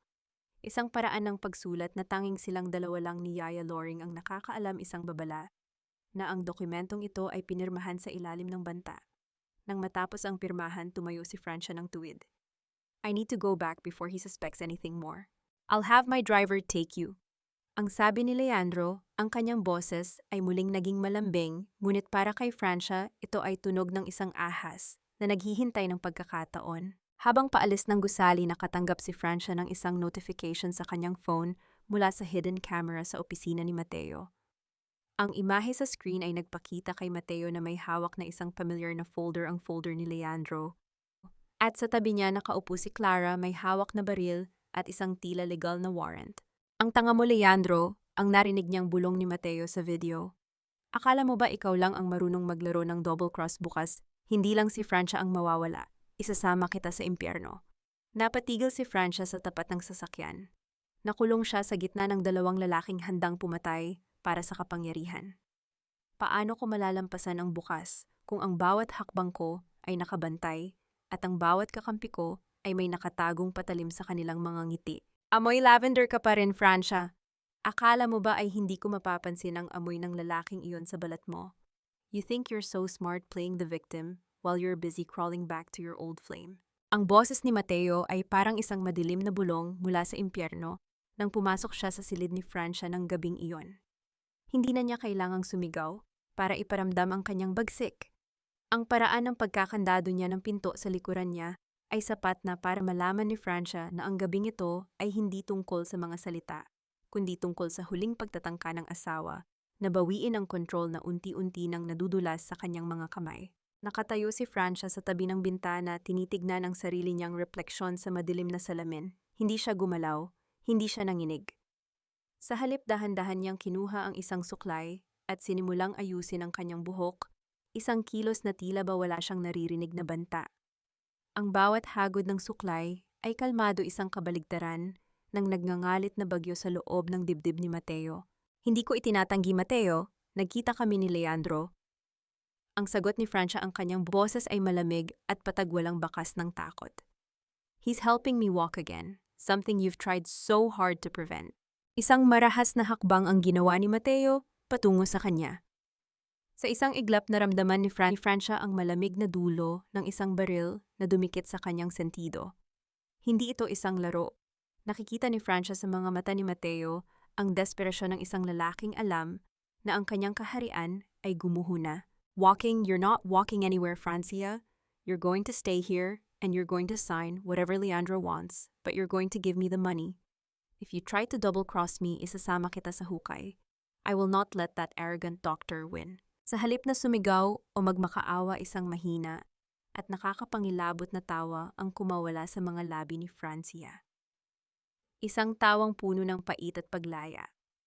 Dahan-dahan niyang iniharap ang kanyang mukha kay Mateo, hinahayaang ang dulo ng baril ay mas lalong bumaon sa kanyang balat. Do it, Mateo! Kalabitin mo ang gatilyo. Ang hamon ni Francia, ang kanyang mga mata ay dedirektang nakatitig sa mga mata ng asawa. Patayin mo ako ngayon din. But remember this, the moment my heart stops. A server in an undisclosed location will automatically release 10 years of your crimes to every major news outlet in the country. Ang video ng pagtulak mo sa akin ang mga bank accounts mo sa Cayman at ang bawat banta mo ngayong gabi, lahat iyan ay nakatala. Go ahead. Be a murderer on national television. Nanigas si Mateo. Ang kanyang daliri na nasa gatilyo ay nanginginig. Ang kapangyarihang inakala niyang hawak niya ay biglang naging isang pabigat na naglulubog sa kanya sa putikan. Dahan-dahang bumaba ang kanyang kamay at ang baril ay tila naging isang walang kwentong piraso ng bakal sa kanyang palad. You're a devil, Francia Tisa. Ang nauutal na sabi ni Mateo, ang kanyang mukha ay namumutla sa harap ng katotohanang mas matalino ang babaeng itinuring niyang basahan. No, Mateo, I'm a doctor. I'm just removing a cancer from my life. Ang tugon ni Francia habang tinitignan ng asawa ng may matinding pandidiri. Now get out of my room. I have a meeting tomorrow and I need my rest. Nang lumabas si Mateo, nang pasuray-suray na iwan si Francia na mag-isa sa dilim, ang kanyang mga binti ay biglang nanghina at napaupo siya sa gilid ng kama. Ang kanyang golden moment ay natapos na at ang realidad ng kanyang sitwasyon ay muling bumagsak sa kanya. Nakatago sa ilalim ng kanyang una ng kanyang smartphone kung saan nakita niya ang isang bagong mensahe mula kay Leandro. I'm waiting for your signal, Francia. Once the board votes, we are free. Trust me. Tumingin si Francia sa screen. Trust you ang bulong niya sa sarili, habang ang mga luha ay dahan-dahang pumapatak. Ang bawat lalaking nakapaligid sa kanya ay tila mga buwayang naghihintay na makuha ang huling piraso ng kanyang laman. Si Mateo ay isang marahas na kaaway, ngunit si Leandro ay isang mapanlinlang na anino. Kinuha niya ang isang maliit na vial mula sa kanyang bag. Isang vial na ibinigay sa kanya ni Yaya Loring bago ito pinaalis. Naglalaman ito ng isang digital key, isang access sa lihim na accounting files ng kumpanya na hindi alam ni Mateo o ni Leandro. Akala niyo ba ay magpapagamit ako sa inyong dalawa? Ang sabi ni Francia sa katahimikan ng gabi. If I have to burn this whole empire to the ground just to be free, then I will be the one holding the match. Sa kanyang isip binuo ni Francia ang kanyang huling plano. Isang counter-trap na hindi lamang sisira kay Mateo, kundi maging kay Leandro. Kailangan niyang maging maingat. Kailangan niyang maging mabilis. Ang board meeting bukas ang magiging entablado ng kanyang huling pagtatanghal. Ngunit bago pa man siya makatulog, narinig niya ang isang mahinang kaluskos sa labas ng kanyang bintana. Isang anino ang dumaan at isang maliit na bato ang tumama sa salamin. Nang sumilip siya, nakita niya si Yaya Loring sa malayo. Nakatago sa likod ng mga puno sa garden may hawak na isang puting tela na iwinawagayway ng bahagya, isang hudyat na handa na ang lahat sa labas. Isang tanong ang nag-iwan ng pait sa kanyang lalamunan. Kapag natapos na ang lahat ng gulo, bukas may matitira pa bang Francia na marunong magmahal? O ang tanging maiiwan ay isang pusong kasing tigas na rin ng mga taong sumira sa kanya? Habang nakatingin sa madilim na kalangitan, naramdaman ni Francia ang mabilis na tibok ng kanyang puso. Ito na ang huling gabi ng kanyang pagiging biktima. Bukas ang bawat lihim ay mabubunyag at ang bawat pilat ay magkakaroon ng tinig. 10 taon akong naglingkod sa iyo ng parang aso, Mama. Siguro naman bago ako tuluyang umalis, karapat-dapat akong makatanggap ng kahit isang basbas mula sa iyo. Ang boses ni Francia ay kasing lamig ng simoy ng gabi habang nakaluhod siya sa harap ng wheelchair ni Doña Consuelo. Sa loob ng marangyang silid ng matanda, amoy insenso at lumang kahoy, tila ba oras na ang tumigil. Ito ang huling gabi, bago ang board meeting, at alam ni Francia na ang bawat galaw niya ay dapat maging perpekto. Kailangan niyang pasukin ang kuta ng kaisa-isang tao na nakakaalam ng lahat ng sikreto ng mga Monteverde. Tumingin si Doña Consuelo sa kanya ng may halong pangdidiri at tagumpay. Isang mapait na ngiti ang gumuhit sa tuyot na labi ng matanda. You're finally learning your place, Francia. Sayang, you could have been a perfect Monteverde wife if you weren't so ambitious. Pero huli na ang lahat. Bukas pagkatapos ng boto, ikaw ay magiging isang alaala na lamang na pilit naming kalilimutan. Alam ko po iyon, Mama. Ang mahinang sagot ni Francia, ang kanyang mga mata ay nakayuko, pilit na itinatago ang nagliliyab na puot sa kanyang dibdib. Kaya nga po ako narito. Gusto ko lang humingi ng tawad sa lahat ng pagkukulang ko. Hayaan niyo po akong ayusin ang inyong mga gamot sa huling pagkakataon. Sa gitna ng kanyang pagmamayabang, hindi napansin ni Doña Consuelo ang mabilis na pagkuha ni Francia sa isang maliit na master key na nakasabit sa gilid ng bedside table, ang susi na nagbubukas sa private library ng mansyon, kung saan naroon ang main server ng lahat ng security cameras at financial records. Ito ang golden moment ni Francia. Habang hinahawakan niya ang malamig na kamay ng biyanan para magmano, naramdaman niya ang huling hibla ng kanyang awa na tuluyang naging bato. Ang mukay na ito na dati ay pinupunasan niya nang may pagmamahal ay ang kamay na nag-utos na ikulong siya sa dilim. Umalis ka na. Ang taboy ni Doña Consuelo, hindi man lang tiningnan ng manugang. I don't need your pity. Mateo and I have everything under control. Siguraduhin mo lang na hindi ka gagawa ng eksena bukas. Paglabas ni Francia sa silid, nasalubong niya si Mateo sa hallway. Amoy alak ito at mukhang galing sa isang mahabang pakikipag-ayos kay Leandro, o the prodigal wife is seeking forgiveness. Ang pangungutya ni Mateo, ang kanyang boses ay malakas at puno ng kayabangan. Huwag kang mag-alala, Francia. After tomorrow, you can have your peace. Leandro and I already settled the terms. You sign, he takes his cut, and you go far away. Everyone wins, right? Everyone wins, Mateo, ang makahulugang sagot ni Francia habang nilalampasan ang asawa. Hindi niya ipinakita ang hawak niyang susi. Ang bawat hakbang niya, patungo sa dulo ng pasilyo, ay tila isang marcha patungo sa digmaan. Nang masiguro niyang tulog na ang lahat, dahan-dahang binuksan ni Francia ang pinto ng library. Ang tunog ng dahan-dahang pag-ikot ng kandado ay tila musika sa kanyang pandinig sa gitna ng katahimikan ng mansyon. Sa loob ang mga asul na ilaw ng server ay kumikislap tila mga matang nagmamasid sa dilim. Mabilis niyang isinalpak ang isang drive. Ang kanyang mga daliri ay lumilipad sa keyboard nang may katumpakan ng isang surgeon. Hindi lang ang binuo niyang ebidensya ang inupload niya. Idinamay niya ang bawat lihim na usapan ni Mateo at Leandro na nakuha niya sa loob ng 3 buwan. Ang bawat banta, ang bawat plano ng pagnanakaw sa kumpanya at ang bawat ebidensya ng kanyang pagdurusa. Isang progress bar ang lumitaw sa screen.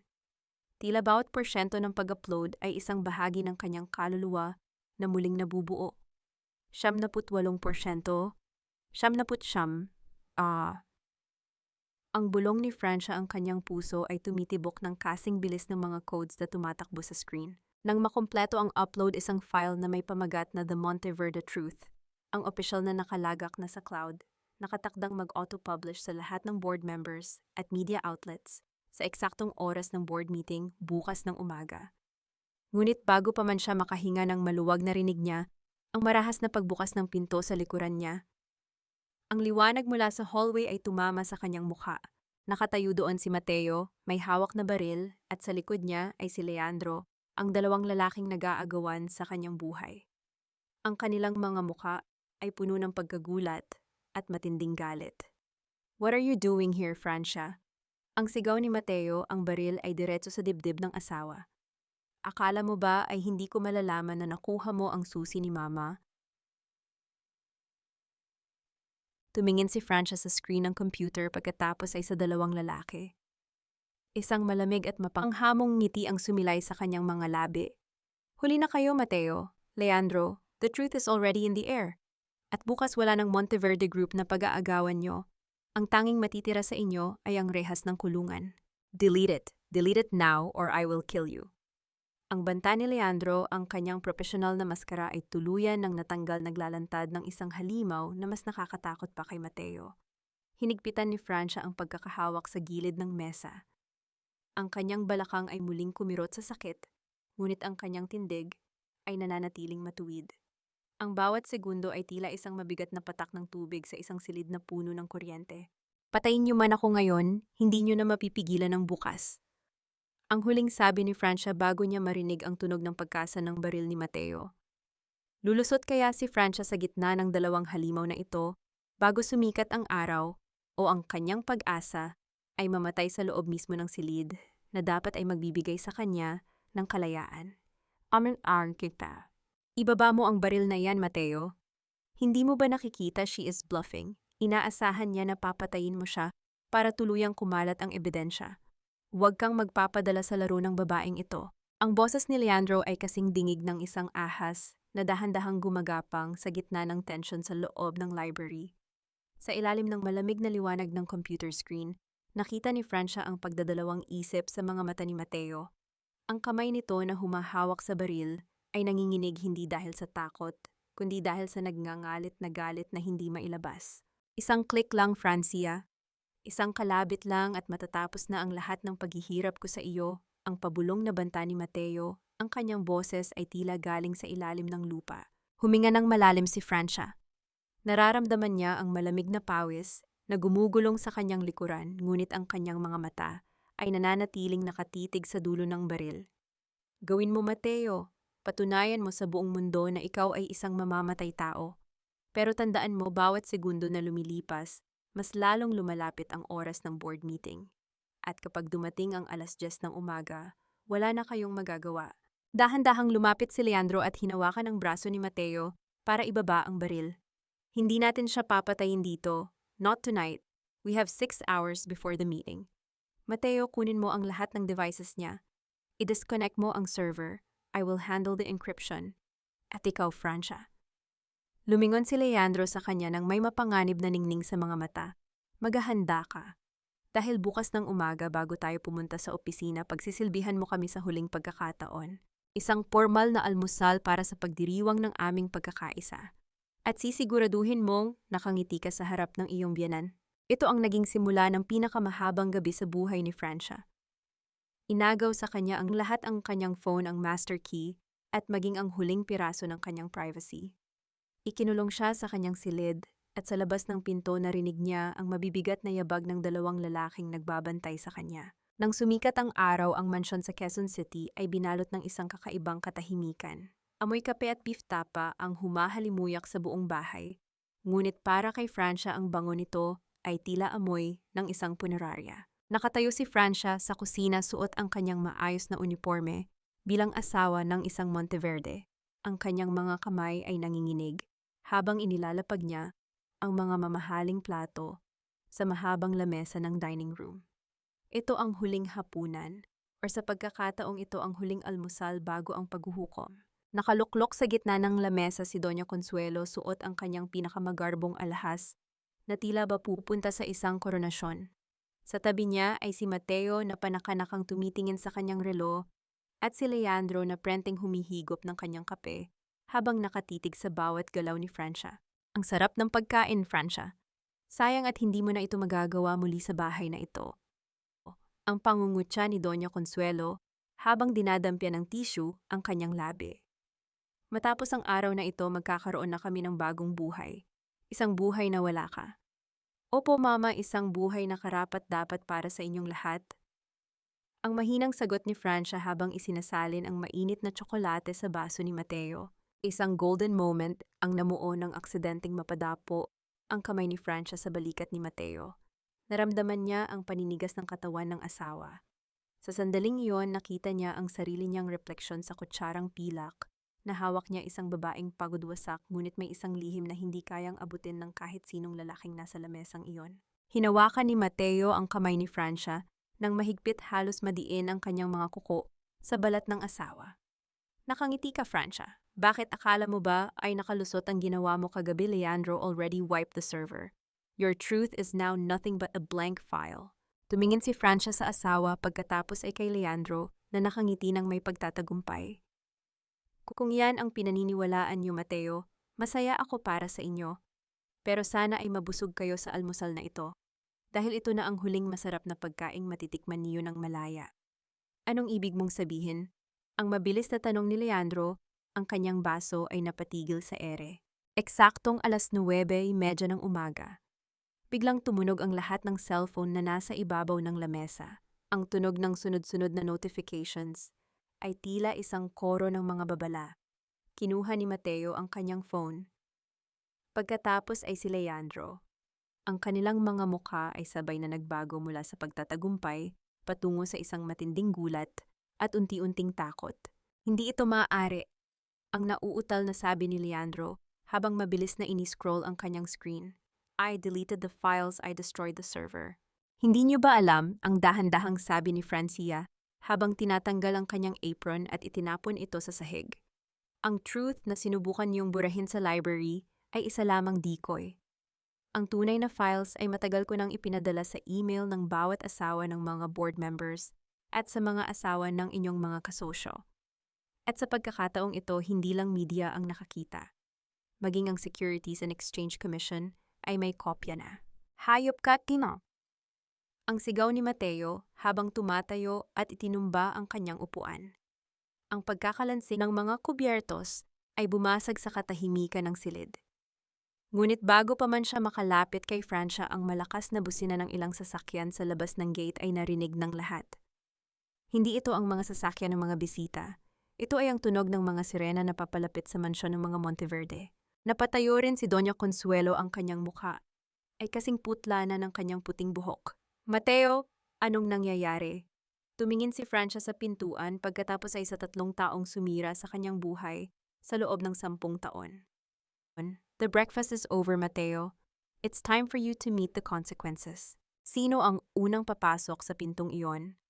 At magagawa pa kaya ni Mateo na gamitin ang kanyang baril sa harap ng mga awtoridad o ang kanyang pagbagsak ay magsisimula sa mismong harap ng hapagkainang ito. Ang bawat mata sa loob ng boardroom ng Monteverde Group ay tila mga hukom na naghihintay ng huling hatol. Ang amoy ng mamahaling pabango at bagong linsang sapatos ay humahalo sa tensyong kasing bigat ng isang paparating na bagyo. Nakaupo si Francia sa dulo ng mahabang lamesa, suot ang isang itim na business suit, isang kulay na tila ba nagluluksa para sa pamilyang matagal na niyang kinalimutan, ngunit ang kanyang tindig ay kasing tuwid ng isang sundalong handang sumabak sa huling laban. Sa tapat niya nakaupo si Mateo na panakanakang pinupunasan ng pawis sa kanyang noo kahit na napakalamig ng aircon sa silid. Sa tabi nito ay si Leandro na tila ba kampanteng-kampante pa rin habang inaayos ang kanyang mga dokumento. Hindi nila alam ang bawat segundong lumilipas ay isang hakbang palapit sa kanilang sariling bitayan. Gentlemen and members of the board, ang panimula ni Leandro ang kanyang boses ay buo at puno ng autoridad. As the legal and medical consultant of the Monteverde family, it is my duty to inform you that we are facing a crisis of leadership. Mr. Mateo Monteverde has shown exemplary performance, but the recent issues regarding his wife's health have been used by our competitors to malign our reputation. Tumingin si Leandro kay Francia nang may mapang-uyam na ngiti. However, after a thorough evaluation, we have reached an agreement. Mrs. Francia Monteverde will step down from her position as a major shareholder, and she will be provided with the best care abroad to recover from her mental instability. Isang mahinang bulungan ang lumaganap sa silid. Ang mga board members ay tila naniniwala na sa maayos na pagkakahabi ng kasinungalingan ni Leandro. Is this true, Francia? Ang tanong ng isa sa mga matatandang board member, ang kanyang boses ay puno ng pagdududa. Dahan-dahang tumayo si Francia. Ang bawat mata ay nakatutok sa kanya.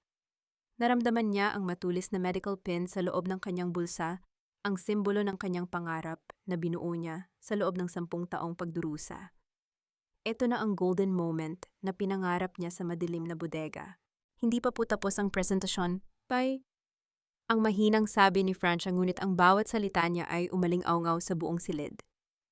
Francia, sit down. We already talked about this. Ang pabulong na banta ni Mateo, ang kanyang mga mata, ay nanlilisik sa galit. Ngunit hindi siya pinansin ni Francia. Tumingin siya sa technical assistant na nasa gilid. Please play the second file. Anong file? There is no second file, ang sigaw ni Leandro habang pilit na tumatayo para pigilan ng assistant. Ngunit huli na ang lahat. Ang malaking monitor sa harap ng boardroom ay biglang nag-iba ng kulay. Sa halip na mga graphs at financial reports, isang madilim at malabong imahe ang lumitaw. Pagkatapos ang tunog ng isang marahas na pagtatalo ang bumasag sa katahimikan. Nakita ng lahat ang video ng gabi ng anibersaryo.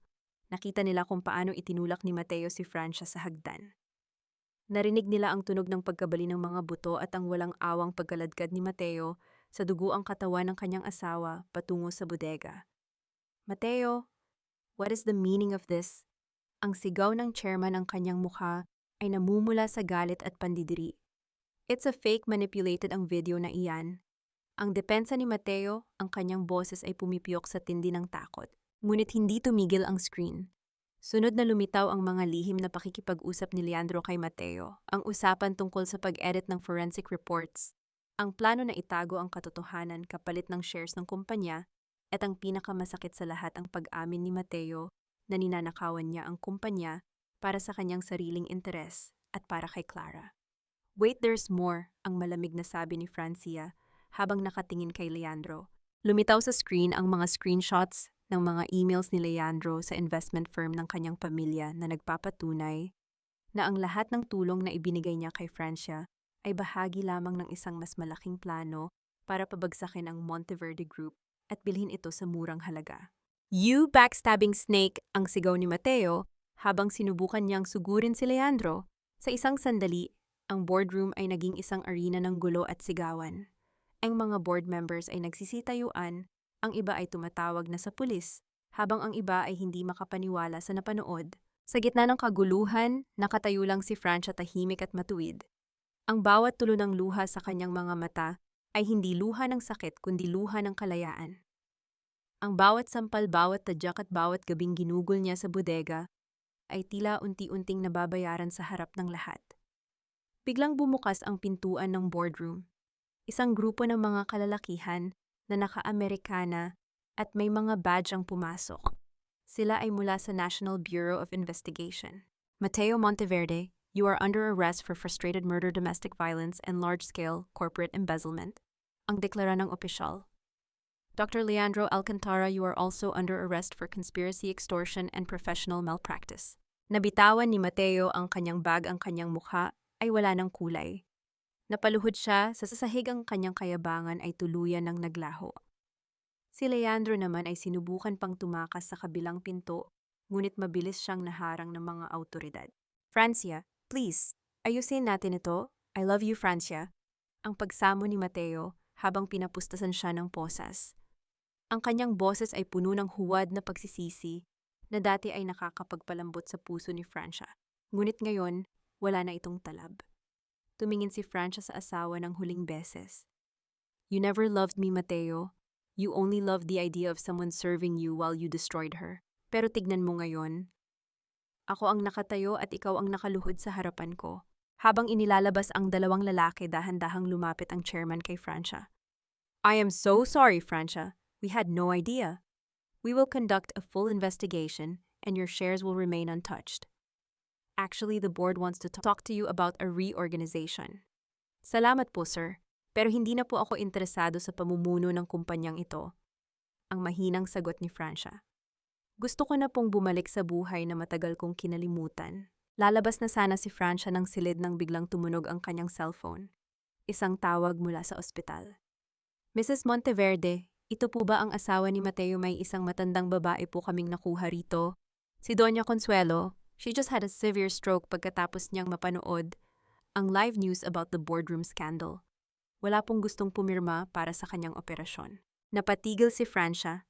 Ang kanyang kamay ay nanginginig. Ito na ang huling pagsubok sa kanyang puso. Ang babaeng naging utak ng kanyang paghihirap ay nasa pagitan na ng buhay at kamatayan. Pupunta po ako riyan, ang huling sabi ni Francia. Tired. Ang bawat hakbang ni Francia sa pasilyo ng ospital ay tila isang paglalakad sa gitna ng isang panaginip na ayaw magtapos. Ang amoy ng antiseptiko at ang malamig na bugso ng aircon ay pamilyar sa kanya. Ito ang mundong dati niyang pinangarap, ang mundong tinalikuran niya para sa isang pag-ibig na naging mitya ng kanyang kamatayan. Ngunit ngayon hindi siya narito bilang isang biktima, kundi bilang kaisa-isang tao na may kapangyarihang magdugtong o magputol sa huling hininga ng kanyang kaaway. Pagdating niya sa tapat ng intensive care unit, nakita niya si Doña Consuelo sa likod ng malaking salamin. Ang matandang babaeng dati ay parang isang reyna na nakaluklok sa kanyang trono ng kapalaluan. Ay isa na lamang ngayong lupaypay na katawan na babalot ng mga tubo at nakasabit sa isang makinang nagpapanatili ng kanyang paghinga. Ang kanyang mukha ay tabingi, ang kanyang mga mata ay pilit na nakadilat ngunit walang nakikita. Mrs. Monteverde, kayo na lamang po ang inaasahan namin. Ang sabi ng doktor na lumapit sa kanya, ang boses nito ay puno ng pagmamadali. Ang stroke ay nagdulot ng matinding pressure sa kanyang utak. Kailangan po ng agarang operasyon. Kung hindi maaaring sa loob ng ilang oras, ay tuluyan na siyang bawian ng buhay. Mateo is in custody and as the legal next of kin, your signature is the only thing that can save her. Tumingin si Francia sa dokumentong nasa harap niya. Ang panulat ay tila kasing bigat ng isang bundok. Naalala niya ang boses ni Doña Consuelo noong gabi ng kanyang aksidente, ang malamig na utos nito na ikulong siya sa bodega. Naalala niya ang sampal na ibinigay nito kay Yaya Loring. Naalala niya ang bawat sandali ng gutom, takot at sakit na tiniis niya sa dilim, habang ang matandang ito ay masayang humihigop ng tsaa sa itaas. Ma'am Francia, isang pamilyar na boses ang nagpalingon sa kanya. Sa dulo ng pasilyo nakatayo si Yaya Loring. Mukhang pagod ang matanda, gusot ang suot. Ngunit ang kanyang mga mata ay nagniningning sa tuwa nang makita si Francia na nakatayo ng tuwid at malaya. Mabilis itong lumapit at niyakap ang kanyang dating alaga. Ma'am, napanood ko sa balita. Salamat sa Diyos, tapos na ang lahat, ang umiiyak na sabi ni Yaya Loring. Pero ang matandang yan, huwag po kayong magpapadala sa galit. Hindi dahil karapat-dapat siya sa awa, kundi dahil karapat-dapat ang puso nyo sa kapayapaan. Ito ang golden moment ni Francia, ang sandali kung saan kailangan niyang pumili sa pagitan ng hustisyang mapait o ng habag na magpapalaya sa kanya. Hinawakan niya ang kamay ni Yaya Loring at sa unang pagkakataon, naramdaman niya ang tunay na bigat ng kanyang sumpang bilang isang manggagamot. Gagawin ko ito, Yaya. Hindi bilang isang Monteverde, kundi bilang si Dr. Francia Almeda, ang pabulong na sabi ni Francia. Kinuha niya ang panulat at mabilis na nilagdaan ang dokumento. Pagkatapos tumingin siya sa doktor. Operahan niyo siya. Gawin niyo ang lahat para mabuhay siya. Gusto kong mabuhay siya para masaksihan niya ang pagbagsak ng kanyang pamilya mula sa loob ng kanyang wheelchair. Gusto kong makita niya kung paano ako maging maligaya habang siya ay nananatiling bilanggo ng sarili niyang katawan. Lumipas ang ilang oras. Habang nasa loob ng operating room si Doña Consuelo, nakaupo si Francia sa waiting area kasama si Yaya Loring. Binuksan niya ang kanyang laptop at pinanood ang huling balita. Ang Monteverde Group ay tuluyan ng bumagsak. Ang stocks nito ay naging walang kwenta sa loob lamang ng isang araw. Si Mateo ay nakuna ng video habang ipinapasok sa kulungan ng kanyang mukha ay puno ng hiya at takot. Si Leandro naman ay kinaladkad palabas ng kanyang klinika, tinalikuran ng lahat ng kanyang mga kasosyo. Wala na po silang lahat, ma'am, ang sabi ni Yaya Loring habang hinahaplos ang likod ni Francia. Opo, Yaya, at kasabay ng pagbagsak nila natapos na rin ang obligasyon ko sa bahay na iyon. Ang sagot ni Francia. Ang kanyang boses ay wala ng pait, tanging isang malalim na pakiramdam ng kagaanan. Kinabukasan lumabas ang resulta ng operasyon. Buhay si Doña Consuelo, ngunit ayon sa mga doktor, mananatili siyang paralisado at hindi na muling makakapagsalita.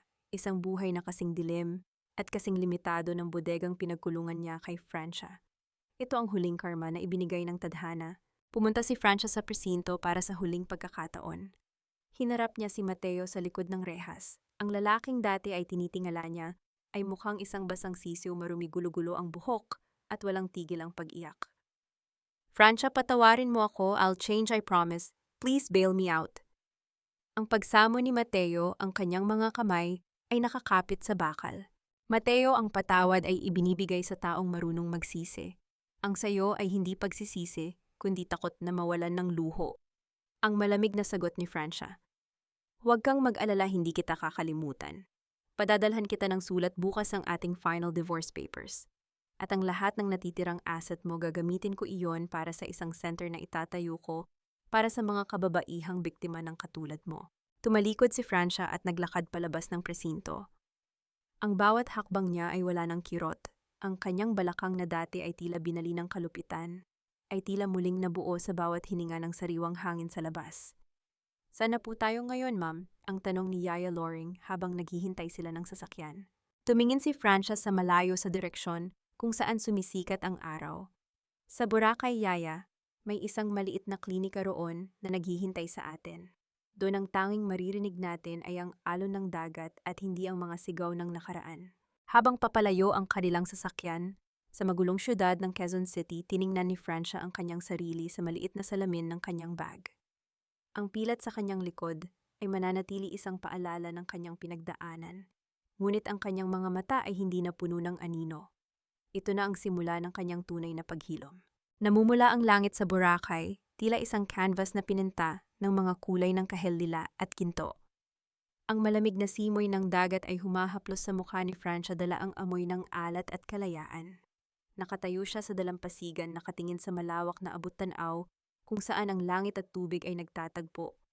Ang bawat hakbang niya sa pino at maputing buhangin ay hindi na iniuukit ng sakit. Wala na ang kanyang mga saklay. Wala na ang nanginginig na mga binti. Ang kanyang lakad ay matatag, dahan-dahan ngunit puno ng tiwala, isang paglalakad na binuo ng 3 taon ng pagtitiis, disiplina at pagmamahal sa sarili. Sa likuran niya, ilang metro ang layo, mula sa pampang nakatayo, ang isang puting gusali na may nakasulat na Almeida Healing and Rehab Center. Hindi ito isang marangyang mansyon na puno ng mga lihim at puot, kundi isang tahanan para sa mga kababaihang ang mga pakpak ay binali ng kalupitan ng mundo. Doon muling isinuot ni Francia ang kanyang puting coat. Hindi na siya ang anino ng isang Monteverde. Siya na muli si Dr. Francia Almeda, ang manggagamot na ang bawat operasyon ay hindi lamang para sa buto, kundi para sa nadurog na kaluluwa. Doktora, may bagong pasyente po na naghihintay sa opisina ninyo. Isang batang ina mula sa Aklan, ang boses ni Yaya Loring na masiglang lumapit sa kanya. Suot ng matanda ang isang maayos na uniforme ang kanyang mukha, ay wala na ang takot, tanging ang kapayapaan ng isang taong nakahanap ng tunay na tahanan. Salamat, Yaya. Susunod na ako. Ang sagot ni Francia ng may matamis na ngiti. Kinuha niya ang kanyang stethoscope na nakasabit sa kanyang leeg. Isang bagay na dati ay itinuturing niyang pangarap na pumanaw, ngunit ngayon ay simbolo na ng kanyang muling pagsilang. Bago siya bumalik sa klinika, may isang huling bagay siyang tiningnan sa kanyang bag. Isang sulat mula sa Maynila na dumating kaninang umaga. Galing ito sa kanyang abogado. Ibinalita nito na ang huling apela ni Mateo ay tinanggihan ng korte. Mabubulok siya sa kulungan sa loob ng 20 taon. Si Leandro naman ay tuluyan nang binawian ng lisensya at nahaharap sa patong-patong na kaso ng panloloko. At si Doña Consuelo na natili itong bilanggo ng sarili niyang katawan sa isang pasilidad, nakatitig sa kisame ng walang boses na maisigaw ang kanyang pagsisisi. Hinayaan ni Francia na liparin ng hangin ang sulat na iyon patungo sa dagat. Wala na siyang nararamdamang galit. Ang puot na dati ay bumabalot sa kanyang puso ay natunaw na kasabay ng paghampas ng mga alon sa kanyang mga paa. Ang patawad ay hindi niya ibinigay sa mga taong sumira sa kanya. Dahil karapat-dapat sila rito, kundi dahil karapat-dapat ang kanyang sarili sa katahimikan. Pinatawad niya ang kanyang sarili sa pananatili nang matagal sa isang relasyong unti-unti siyang pinapatay. At sa pagpapatawad na iyon, natagpuan niya ang tunay na kapayapaan. Tumingin siya sa kanyang reflection sa tubig. Ang pilat sa kanyang balakang ay mananatili habang buhay, isang mahabang guhit na nagpapaalala sa kanyang pinagdaanan. Ngunit para kay Francia, ang pilat na iyon ay hindi na simbolo ng kanyang kahihiyan. Ito ay isang medalya ng kanyang katapangan. Ito ang patunay na minsan siyang binali ng tadhana, ngunit pinili niyang mabuo muli sa sarili niyang mga kamay. Ma'am Francia, tara na po, baka lumamig ang inihanda kong merienda. Ang muling tawag ni Yaya Loring mula sa veranda ng klinika. Papunta na po, Cal. Ang sigaw ni Francia, ang kanyang boses ay malakas at puno ng buhay. Sa huling pagkakataon, lumingon siya sa lumulubog na araw. Ang gabi ay darating, ngunit hindi na siya natatakot sa dilim. Alam na niya kung paano gumapang, kung paano tumayo, at kung paano lumaban. Ang isang babaeng natutong bumangon mula sa sarili niyang abo ay hindi na muling matatali ng kahit anong kadena. Ang tunay na reyna ay hindi nangangailangan ng corona mula sa isang hari, kundi ang lakas na maging sarili niyang sandigan. At sa dalampasigan ng Boracay sa ilalim ng mga bituing nagsisimula, nang magningning sa wakas, ay nahanap na ni Francia ang kanyang langit. Huminga siya ng malalim, punong-puno ng pag-asa, at naglakad patungo sa liwanag ng kanyang bagong simula. Habang pinapanood natin ang huling paglubog ng araw sa Boracay, naway baunin natin ang katahimikang natagpuan ni Francia sa gitna ng malumanay na bulong ng mga alon. Ang bawat bakas ng kanyang mga paa sa buhangin ay hindi lamang tanda ng pagtakas, kundi patunay ng isang ganap na paglaya. Mga mahal kong tagapakinig, maraming salamat sa inyong matiyagang pagsama sa akin hanggang sa huling yugto ng paglalakbay na ito. Habang binubuo ko ang bahagi kung saan narinig ni Francia ang malutong na tunog ng pagkabali ng sarili niyang mga buto, sa paanan ng hagdan, napatigil ako at bumigat ang aking dibdib. Ang sakit na iyon ay hindi lamang pisikal. Ito ang tunog ng isang pusong pinagkatiwala ang lahat, ngunit itinapon lang sa bodega ng kawalan. Ang kwentong ito ay hinubog mula sa mga tunay na damdamin ng mga kababaihang dumaan sa apoy ng pagtataksil, ngunit piniling huwag maging abo. Ang inyong mga pilat ay parang ang lumang medical pin ni Francia. Maaring ito ay matulis at nagpapaalala ng matinding sugat, ngunit tandaan ninyo na ito rin ang gamit na nagbubuklod sa inyong dangal para muling makapanggamot at makapagsimula. Sa inyong palagay, tama ba ang naging desisyon ni Francia na iligtas pa ang buhay ni Doña Consuelo sa huling pagkakataon? O dapat ba niyang hinayaan na lamang ang tadhana ang sumingil sa matanda? Napapaisip ako, nasaan kaya kayo ngayon habang pinakikinggan ang huling bahagi ng ating kwento, marahil ay abala sa pag-ayos ng bahay, nagluluto para sa mga mahal sa buhay, o baka naman ay nagpapahinga matapos ang isang nakakapagod na araw. O sana ay mag-iwan kayo ng mensahe sa aming comment section.